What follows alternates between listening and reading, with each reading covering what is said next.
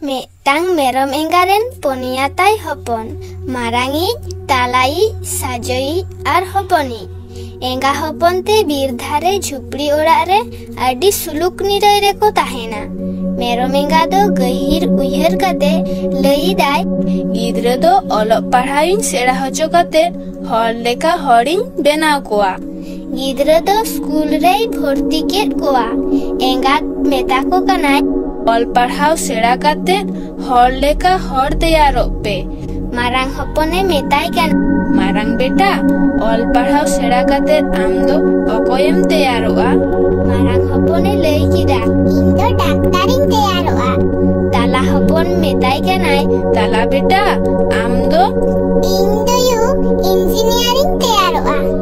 साजो हपने मेताय कना साजो बेटा आम दो इन दो यू मास्टरिंग तैयारोआ। हुडिंग हपने मेताय कना हपन बेटा आम दो इन दो यू सैनिकिन तैयारोआ। एंगात मने अडिगान आशा कुकमु मेनाक ताया। आदो दोसार दिन आज आयु स्कूले कुलकेट कोआ। ठीक है आयु स्कूले चलाक कना। आदो स्कूल को चलावेना। गिदर को ताड़ाम ताड़ाम ते सेन हिजुआ को।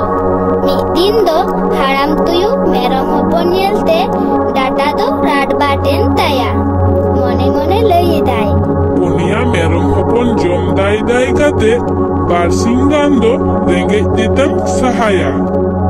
आदो मेरम पंठेन सेटर कते मेता को कनाय ओका पे सेन लेना गोड़म उल्ले सेन लेना ओड़ा ले रुवर कना रेंगे एकालिया ओड़ा ले सेनोआ।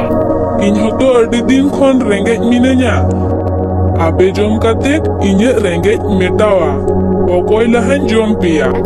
मारांग मेरम हपना बोहग रे बुद्धि हेजिना गड़म गापा दो आलेया जन्म माहा कना।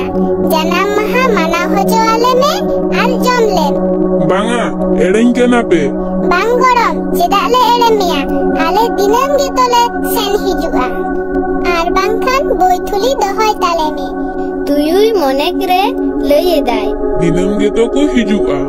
अरे मेता कोआ तबे नोमा कथा को अकोय ठेन हो आलो पे लइया बांग गड़म तबे आलेया जन्म माहा रे आम हो नेता ताहेना सेटेरम ताहेना। अच्छा ठीक गया।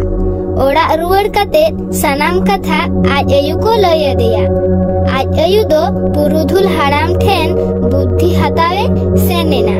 पुरुधुल हाड़ाम बुद्धि लय दिया। दोसार हेलो ठीक ओक्ते तुयुई सेटेराकाना मेने दाय ए गोड़म बन बिलोमा ओड़ा इन रुवड़ा। हपन को लईदा हे गोड़म जम कतेत गे जमा को तैयार अकादा तुयु दो जमेदाय आरे लईदा। पिठा हो अडी मौज पायस अडी मौज ओ काटकम भाजी अडी गिन कुसिया। आर काटकम भाजी दो जस्ती के को झाल अकादा तुयु जम कते झालते दाते तंगते छाटपटा कनाई। गरम हो देला देला नाडे कुन मेनाआ ओने कोयक में सूरगे दा मेनाआ। जखने कोयक लेदा उन अक्तो मेरम एंगात दो तायम सेते रक खांजो केदेया। पुरुधुल हाड़ामा बुद्धिते तुयुई खांजोएना। भिडियो जुदी पे कुसी आकादा ताहले लाइक पे और आलेया चैनल रे जुदी नवा गया पे ताहले आलेया चैनल सब्सक्राइब पे और नोटिफिकेशन बेल हो ऑन पे शेयर और कमेंट दो आलो पे हिड़िया।